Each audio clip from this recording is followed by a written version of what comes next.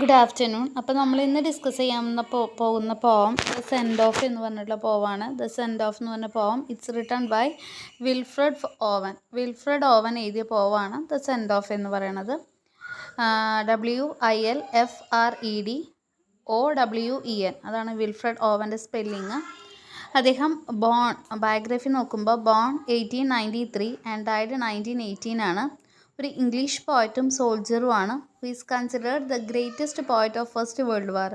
First world വാറിലെ greatest പോയറ്റായിട്ടാണ് അദ്ദേഹത്തെ കണക്കാക്കുന്നത്. ഫസ്റ്റ് വേൾഡ് വാർ എന്ന് പറഞ്ഞാൽ ഒന്നാം ലോക മഹായുദ്ധം. ആ ഒരു കാലഘട്ടത്തിലെ ഏറ്റവും വലിയൊരു കവിയായിട്ടാണ് അദ്ദേഹത്തെ കണക്കാക്കുന്നത്. അദ്ദേഹം ഒരു ഇംഗ്ലീഷ് പോയറ്റ്, കവിയാണ്, ഒരു പട്ടാളക്കാരനാണ്. His war poetry on the horrors of trenches and gas warfare stood in stark contrast to the public perception of the war at the time.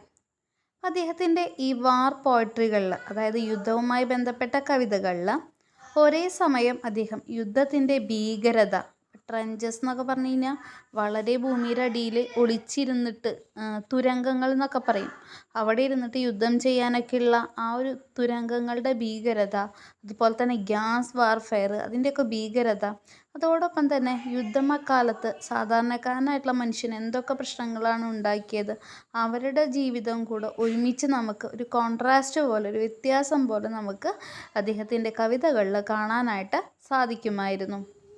അദ്ദേഹത്തെ വാർ പോയിറ്റ്, യുദ്ധങ്ങളുടെ കവി എന്നൊക്കെയാണ് വിളിച്ചിരുന്നത്.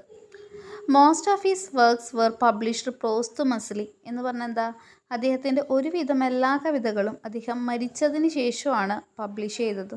പോസ്റ്റ്മസ്ലി മീൻസ് ആഫ്റ്റർ ഡെത്ത്, മരണശേഷം. അമോങ് ഹിസ് ബെസ്റ്റ് വർക്ക്സ്, അദ്ദേഹത്തിൻ്റെ പ്രശസ്തമായിട്ടുള്ള വർക്കുകൾ എന്ന് പറയുന്നത് dulce et decorum, then insensibility, anthem for doomed youth, futility, exposure, strange meeting, അതൊക്കെ അദ്ദേഹത്തിൻ്റെ പ്രധാനപ്പെട്ട വർക്കുകളാണ്. കുറച്ച് പേരുകൾ പഠിച്ചു വയ്ക്കുക. നമുക്ക് പോയത്തിലേക്ക് കടക്കാം. അപ്പോൾ ഈ ഒരു പോം എന്ന് പറഞ്ഞു കഴിഞ്ഞാൽ മനസ്സിലാക്കേണ്ട കാര്യം, യുദ്ധവുമായി ബന്ധപ്പെട്ട ഒരു അന്തരീക്ഷമാണ്. യുദ്ധത്തിൽ സെൻഡ് ഓഫ് എന്ന് പറഞ്ഞാൽ എന്താ മീനിങ്, ഒരു ഫെയർവെൽ കൊടുക്കുക, ഒരു യാത്രയപ്പ് കൊടുക്കുക. അപ്പോൾ ഒരു പട്ടാളക്കാർ യുദ്ധത്തിന് പോകുന്നതാണ്. അപ്പോൾ ആ യുദ്ധത്തിന് പോകുന്ന പട്ടാളക്കാരുടെ യാത്രയപ്പുമായി ബന്ധപ്പെട്ടിട്ടുള്ള ഒരു കവിതയാണിത്. അപ്പോൾ ആ യുദ്ധത്തിൻ്റെ ഭീകരത, ആ പട്ടാളക്കാർ പോയാൽ തിരിച്ചു വരുമെന്ന് യാതൊരു ഉറപ്പുമില്ല, അങ്ങനെയുള്ള ആ ഒരു സിറ്റുവേഷനിലും കോണ്ടെക്സ്റ്റിലൊക്കെയാണ് ഈ ഒരു കവിത എഴുതിയിട്ടുള്ളത്. ദ സെൻഡ് ഓഫ് നമുക്ക് നോക്കാം. നമ്മളോട് ചോദിക്കുകയാണ്, do you think war is A necessary evil? അപ്പോൾ യുദ്ധത്തെ ഇവിടെ ഒരു ഇവിളായിട്ട്, ഇവിൾ എന്ന് പറഞ്ഞാൽ എന്താ, ഒരു തിന്മ, ഒരു മോശം കാര്യമായിട്ടാണ് ഇവിടെ പറഞ്ഞിട്ടുള്ളത്. അപ്പോൾ പറയുകയാണ്, യുദ്ധം എന്ന് പറയുന്നത് ഒരു നെസസറി ഇവിളാണോ എന്ന് പറഞ്ഞാൽ അത്രയും അത്യാവശ്യമായിട്ടുള്ളൊരു തെറ്റാണോ? യുദ്ധം തീർച്ചയായിട്ടും വേണോ? Can war B justified under any circumstances? Circumstances എന്ന് പറഞ്ഞാൽ എന്താ, സാഹചര്യം. ഏതെങ്കിലും സാഹചര്യത്തിൽ യുദ്ധത്തിനെ, വാർ എന്ന് പറഞ്ഞാൽ യുദ്ധം, ജസ്റ്റിഫൈ ചെയ്യുക എന്ന് പറഞ്ഞാൽ എന്താ, ന്യായീകരിക്കുക. ഏതെങ്കിലും സാഹചര്യങ്ങളിൽ യുദ്ധത്തിനെ നമുക്ക് ന്യായീകരിക്കാൻ പറ്റുമോ എന്നൊക്കെ ചോദിക്കുകയാണ്. ഡിസ്കസ്, ചർച്ച ചെയ്യൂ എന്ന് നമ്മളോട് പറയുകയാണ്. നമുക്ക് പോയത്തിലേക്ക് കടക്കാം. ശ്രദ്ധിക്കാം. പട്ടാളക്കാരുടെ ഒരു യാത്ര, അവർ യുദ്ധത്തിനായിട്ട് ട്രെയിൻ കയറി യുദ്ധത്തിലേക്ക് പോകുന്നതാണ് കേട്ടോ. അപ്പോൾ ആ ഒരു ഇതിൽ കോണ്ടെക്സ്റ്റിൽ നമുക്ക് വായിക്കാം. Down the close darkening lanes they sang their way to the siding shed. അപ്പോൾ ഭയങ്കര ഇരുട്ടാണ്, അപ്പോൾ ഒരു രാത്രി നേരമാണ്. പിന്നെ വളരെ ക്ലോസ് ആയിട്ടുള്ള ഡാർക്കണിങ് ലെയിൻസ് എന്ന് പറഞ്ഞാൽ എന്താ, ഇടുങ്ങിയ അല്ലെങ്കിൽ ഇരുട്ടേറിയ വഴികളിലൂടെ ദേ സാങ്, അവർ പാടിക്കൊണ്ട്, ദെയർ വേ, അവരിങ്ങനെ പോവുകയാണ്. എങ്ങോട്ടാ പട്ടാളക്കാർ പോകുന്നത്, എങ്ങോട്ടാ സോൾജേഴ്സ് അങ്ങനെ പോകുന്നത് ആ ഇരുട്ടത്ത്? To the siding shed. Siding shed എന്ന് പറഞ്ഞു കഴിഞ്ഞാൽ ഒരു സ്റ്റേഷൻ പോലെ, ഇങ്ങനെ ട്രെയിനുകളൊക്കെ പാർക്ക് ചെയ്യുന്ന ഒരു സ്ഥലമാണ്. അപ്പോൾ അങ്ങനെ അവർ ആ ഒരു ഇരുട്ടിലൂടെ ഒരു പാട്ടും പാടിക്കൊണ്ട് ആ സൈഡിങ് ഷെഡിലേക്ക് പോവുകയാണ്. ഇവിടെ മീനിങ് കൊടുത്തിട്ടുണ്ട്. സൈഡിങ് ഷെഡ് എന്ന് പറഞ്ഞാൽ എന്താ, place where trains are parked at a railway station. Railway സ്റ്റേഷനിൽ ട്രെയിനുകളൊക്കെ പാർക്ക് ചെയ്യുന്ന ഒരു സ്ഥലമാണ് എന്ത്, സൈഡിങ് ഷെഡ് എന്ന് പറയുന്നത്. അപ്പോൾ അങ്ങനെ ഈ പട്ടാളക്കാർ സൈഡിങ് ഷെഡിലേക്ക് പോവുകയാണ്. And line the train with faces grimly grey. അങ്ങനെ അവർ ആ ട്രെയിനിന് വേണ്ടി ലൈനായിട്ട് അവിടെ കാത്തു നിൽക്കുകയാണ്.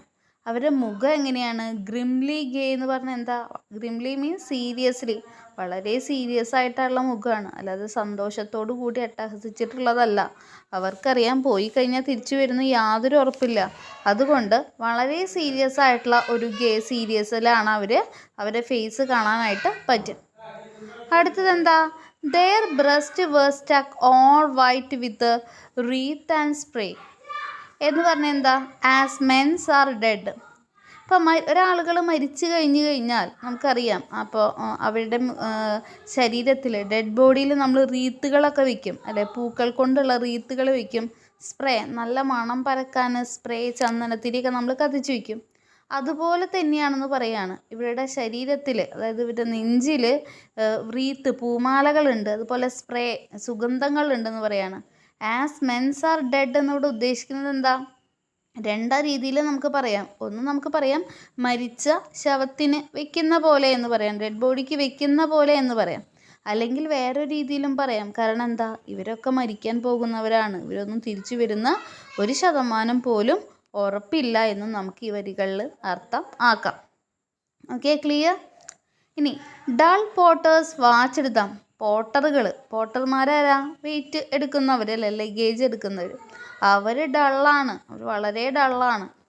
അവർക്കും യുദ്ധത്തിന് യാത്രയാക്കുമ്പോൾ അവർക്കറിയാം ഇനി തിരിച്ചു വരുമോ എന്നൊന്നും അറിയില്ല. അതുകൊണ്ട് ഡൾ പോട്ടേഴ്സാണ് അവിടെ. വാച്ച് ദം, അവർ ഈ പട്ടാളക്കാരെ നോക്കി നിൽക്കുകയാണ്. And a casual tramp stood steering hard. അപ്പോൾ അവിടെ അവർ താമസിക്കുന്ന ഒരു ട്രാമ്പ് ഉണ്ട് അവിടെ, കാഷ്വൽ ട്രാമ്പ്, ഒരു വളരെ ഹാർഡായിട്ട് ബുദ്ധിമുട്ടോടു കൂടെ നോക്കി നിൽക്കുകയാണ്. Sorry to miss them from the upland camp. അപ്പോൾ മുകളിലുള്ള ക്യാമ്പിൽ നിന്നും ഇവരെ നഷ്ടപ്പെട്ടു, മിസ് ചെയ്തു എന്നൊരു വിഷമത്തിലാണ് ആ ഒരു കാഷ്വൽ ട്രാമ്പ് ഇവിടെ നോക്കി നിൽക്കുന്നത് ഇവരെ. ദെൻ അൺമൂഡ്, ഒരു മാറ്റമില്ലാത്ത പോലെ. സിഗ്നൽസ് നോഡഡ്, പതുക്കെ സിഗ്നലുകൾ വന്നു. നോഡ് ചെയ്യാന്ന് പറഞ്ഞാൽ തലയാട്ടുക. And a lamp winked to the guard, ഒരു ലാമ്പ്, ഒരു വെളിച്ചം. വിങ്ക് ചെയ്യാന്ന് പറഞ്ഞാൽ എന്താ? എന്തെങ്കിലും ആംഗ്യം കാണിക്കുക. ആർക്ക് ആംഗ്യം കാണിച്ചു? ടു ദ ഗാർഡ്, അവിടെ ഉണ്ടായിരുന്ന ഗാർഡിന്. So secretly. ഇപ്പോൾ ഇവിടെ യാത്ര എങ്ങനെയാണ്? എല്ലാവരെയും അറിയിച്ച് കൊട്ടിഘോഷിച്ചുള്ള യാത്രയൊന്നുമല്ല, വളരെ സീക്രട്ടായിട്ട്, രഹസ്യമായിട്ടുള്ള യാത്രയാണ് പട്ടാളക്കാരുടെ.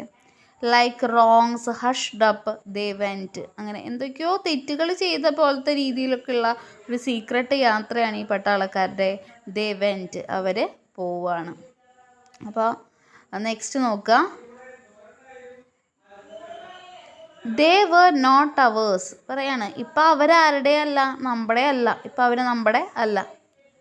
V never heard to which front these were sent. നമുക്ക് അറിയ പോലുമില്ല ഈ പട്ടാളക്കാരെ ഏത് ഫ്രണ്ടിലേക്ക്, ഏത് ഫ്രണ്ട് എന്ന് ഉദ്ദേശിക്കുന്നത് എന്താ? യുദ്ധത്തിൻ്റെ ഏത് ഭാഗത്തേക്കാണ് അല്ലെങ്കിൽ എവിടേക്കാണ് ഇവരെ വിടുന്നത് എന്ന് പോലും നമുക്ക് അറിയില്ല. Nor there if they yet mock what women meant who gave dum flowers. അപ്പോൾ അവർ പോകുന്ന സമയത്ത്, യാത്ര അയക്കുന്ന സമയത്ത് കുറേ പേര്, ഈ ഒരു പട്ടാളക്കാർക്ക് കുറേ സ്ത്രീകൾ ഒരു പക്ഷേ ലവിൻ്റെ പ്രതീകമായിട്ടായിരിക്കാം പൂക്കൾ കൊടുത്തു. ആ പൂക്കൾ ആര് വാങ്ങിയിട്ടുണ്ട്? ഈ പട്ടാളക്കാർ വാങ്ങിയിട്ടുണ്ട്. പക്ഷെ അത് വാങ്ങിയത് ആ സ്ത്രീകളെ മോക്ക് ചെയ്യുന്ന പോലെ, മോക്ക് ചെയ്യുക എന്ന് പറഞ്ഞാൽ എന്താ? കളിയാക്കുന്ന പോലെയാണോ എന്ന് നമുക്കറിയില്ല എന്ന് പറയാണ്. കാരണം എന്താ? ഒരു പക്ഷേ ഇവർ തിരിച്ചു വരുന്ന യാതൊരു ഉറപ്പുമില്ല. എന്നിട്ടും ഈ സ്ത്രീകളുടെ പ്രണയത്തിൻ്റെ സിമ്പിളായിട്ട്, ലവ് സിമ്പിളായിട്ട് ഈ പൂക്കൾ കൊടുത്തത് ഈ ഒരു പട്ടാളക്കാർ വാങ്ങിയിട്ടുണ്ട്. അത് ആ സ്ത്രീകളെ കളിയാക്കുന്ന പോലെയാണോ എന്ന് അറിയില്ല എന്ന് പറയാണ്.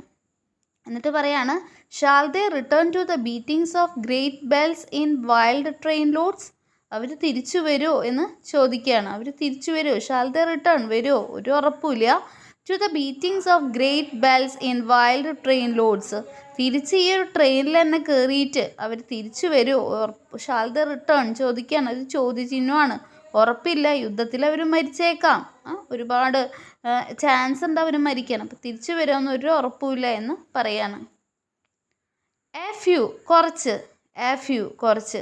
ടു ഫ്യൂ, വളരെ കുറച്ച്. For drums and yells may creep back എന്ന് പറഞ്ഞാൽ എന്താ? വളരെ കുറച്ച്, ഈ പോകുന്നതിൽ വളരെ കുറച്ച് ശതമാനം പട്ടാളക്കാർ മാത്രമേ ഒരു പക്ഷേ തിരിച്ചു വരുള്ളൂ. അത് വരുമ്പോഴും എങ്ങനെയാണ്? ഘോഷങ്ങൾ ഉണ്ടാക്കിയിട്ട് അല്ലെങ്കിൽ ഒരുപാട് ശബ്ദങ്ങൾ ഉണ്ടാക്കിയിട്ട് കൊട്ടും കുരവിയായിട്ടൊന്നുമല്ല തിരിച്ചു വരിക. പിന്നെ എങ്ങനെ തിരിച്ചു വരിക? സൈലൻറ്റ്, വളരെ നിശബ്ദതയോടെ ആയിരിക്കും തിരിച്ചു വരിക. To still village Wells.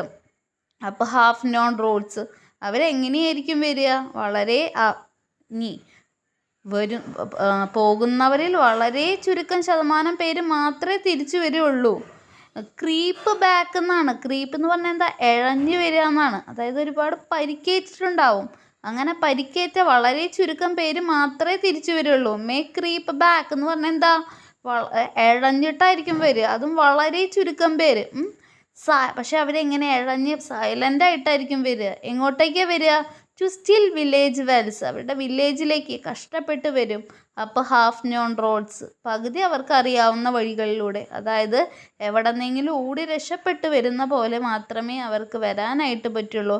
ഏതെങ്കിലും രഹസ്യ വഴിയിലൂടെ, അതും പോകുന്നതിൽ വളരെ കുറച്ച് ശതമാനം പേര്, അതും പരിക്കേറ്റിട്ടൊക്കെ ആയിരിക്കും അവർ തിരിച്ചു വരിക. അപ്പോൾ ആ ഒരു ഫസ്റ്റ് വേൾഡ് വാർ കാലത്ത് അല്ലെങ്കിൽ ഒന്നാം ലോക മഹായുദ്ധ കാലത്തെ യുദ്ധത്തിൻ്റെ തീവ്രത, അന്നത്തെ പട്ടാളക്കാരുടെ അവസ്ഥ, അവരുടെ വീട്ടുകാരുടെ അവസ്ഥ, അങ്ങനത്തെ കാര്യങ്ങളൊക്കെയാണ്. ഒരു പ്രതീക്ഷയില്ലാത്ത അവസ്ഥയൊക്കെയാണ് ഈ ഒരു പോയത്തിൽ വിൽഫ്രഡ് ഓവൻ പറഞ്ഞിട്ടുള്ളത്. ഓക്കെ, ഒന്നുകൂടെ പറയാം. Down the close darkening lanes they sang their way to the siding shed. അപ്പോൾ ആ ഒരു ഇരുണ്ട വഴിയിലൂടെ, ഡാർക്കണിങ് ആയിട്ടുള്ള ഇരുട്ടുള്ള ആ വഴിയിലൂടെ ഒരു പാട്ട് പാടിക്കൊണ്ട് ആ ട്രെയിനുകളൊക്കെ എന്താ പറയുക, പാർക്ക് ചെയ്തിട്ടുള്ള സ്റ്റേഷനിലേക്ക് അവർ എത്തുകയാണ്. And line the train with faces grimly gay. അവരവിടെ ട്രെയിനിന് വരിയായിട്ട് നിൽക്കുകയാണ്. മുഖം വളരെ സീരിയസ് ആണ്. Their breast was stuck all white with breath and spray. അവരുടെ ശരീരത്തിൽ പൂമാലകളുണ്ട്, സ്പ്രേ ഉണ്ട്. As men's are dead. മരിച്ച മനുഷ്യന് ഡെഡ് ബോഡിയിൽ വയ്ക്കുന്ന പോലെ. പോട്ടേഴ്സ് എങ്ങനെയാണ്? അവർ വളരെ അന്തർമുഖരാണ്, വളരെ എന്താ പറയുക, ഡള്ളാണ്. Dull porters watched them and a casual tramp stood staring hard. Tramp അവരെങ്ങനെ തുറിച്ചു നോക്കിക്കൊണ്ടിരിക്കുകയാണ്. Sorry to miss them from upland camp. ആ ഒരു അപ്ലാൻഡ് ക്യാമ്പിൽ നിന്ന് അവരെ മിസ് ചെയ്തതിൽ വിഷമമുണ്ട്. ദെൻ അൺമൂവ്ഡ്, ഒരു മൂവ്മെൻ്റ് അവിടെ ഇല്ല. സിഗ്നൽസ് നോട്ടഡ്, സിഗ്നലുകൾ തലയാട്ടി. And a lamp winked to the guard, ഒരു ലാമ്പ് ഗാർഡിനോട് ഇങ്ങനെ വിങ്ക് ചെയ്തു. So secret their wrongs hushed up. അപ്പോൾ അവരുടെ യാത്ര വളരെ സീക്രട്ടായിട്ടാണ്. അങ്ങനെ അവർ ധൃതി കൂട്ടി പോവുകയാണ്. ദേ വെൻറ്റ്, അങ്ങനെ ദേ എന്ന് പറഞ്ഞാൽ ആരാ? പട്ടാളക്കാർ. അവരിങ്ങനെ പോവുകയാണ്. അപ്പോൾ ഇവിടെ last so secretly like wrongs hushed up എന്ന് പറഞ്ഞാൽ നമുക്കിവിടെ സിമിലി കാണാൻ പറ്റും. ഈ ലൈൻസിലൊക്കെ നമുക്ക് എന്ത് കാണാൻ പറ്റും? സിമിലി. കാരണം എന്താ? കമ്പാരിസൺ ആണ്. Using the word like, simile കാണാനായിട്ട് നമുക്കിവിടെ പറ്റും. ഇനി ദേ വേർ നോട്ട് അവേഴ്സ്. പട്ടാളക്കാർ നമ്മുടെ അല്ല. We never heard to which these were and. അവരെവിടേക്കാണ് അയക്കുന്നേ എന്ന് നമുക്ക് അറിയില്ല എന്ന് പറയണം. സ്ത്രീകളുടെ കാര്യം പറയാണ്. ഇവരുടെ ലവേഴ്സായിരിക്കാം. പക്ഷേ ആ സ്ത്രീകൾ ഇവർക്ക് പൂക്കൾ കൊടുത്തപ്പോൾ പട്ടാളക്കാരത് വാങ്ങിയിട്ടുണ്ട്. അത് സ്ത്രീകളെ കളിയാക്കുന്ന പോലെ, മോക്ക് ചെയ്യുന്ന പോലെയാണെന്ന് പറയാണ്. കാരണം എന്താ? അവർ തിരിച്ചു വരുന്നൊരു പ്രതീക്ഷയില്ല. എന്നാലും തിരിച്ചു വരുന്നൊരു പ്രതീക്ഷ സ്ത്രീകൾക്കുള്ളത് കൊണ്ടാണ് അവരെന്ത് കൊടുത്തിട്ടുള്ളത്? ആ പൂക്കൾ കൊടുത്തിട്ടുള്ളത് എന്ന് പറയാണ്. ചോദിക്കുകയാണ് നമ്മളോട്, shall the return to beatings of great bells. ഒരു വലിയ കൊട്ടുഘോഷത്തിൻ്റെ ഒരു ബെല്ലോടുകൂടെ, അതായത് നമ്മൾ ഘോഷയാത്ര എന്നൊക്കെ പറയില്ലേ, അങ്ങനെ അവർ തിരിച്ചു വരുമോ, വിജയിച്ചിട്ട് തിരിച്ചു വരുമോ എന്ന് പറയുകയാണ്. ഒരു കുറച്ച് പക്ഷേ വളരെ കുറച്ച് പേരുമായിരിക്കും കൊട്ടും കുരവിയായിട്ടൊന്നും അല്ല പക്ഷേ തിരിച്ചു വരിക. വളരെ കുറച്ച് പേരെ തിരിച്ചു വരുള്ളൂ. അതിൽ കൊട്ടും കുരവിയൊന്നും ഉണ്ടാവില്ല. അവരെങ്ങനെ വരിക? ക്രീപ്പ് ബാക്ക്, ഇഴഞ്ഞുകൊണ്ടായിരിക്കും. ചിലപ്പോൾ പരിക്കേറ്റത് കൊണ്ടായിരിക്കാം. അതും സൈലൻ്റായിട്ട് അവർ വില്ലേജ് വെല്ലിലേക്ക് വരും. പക്ഷേ ആ റോഡ്സ് പോലും അവർക്ക് ഫുള്ളായിട്ട് അറിയില്ല എന്നാണ് പറയുന്നത്. ഇതാണ് ഈ ഒരു poem the send off by Wilfred Owen. അപ്പോൾ ഇതൊന്ന് വായിച്ചു നോക്കുക. ഓക്കെ.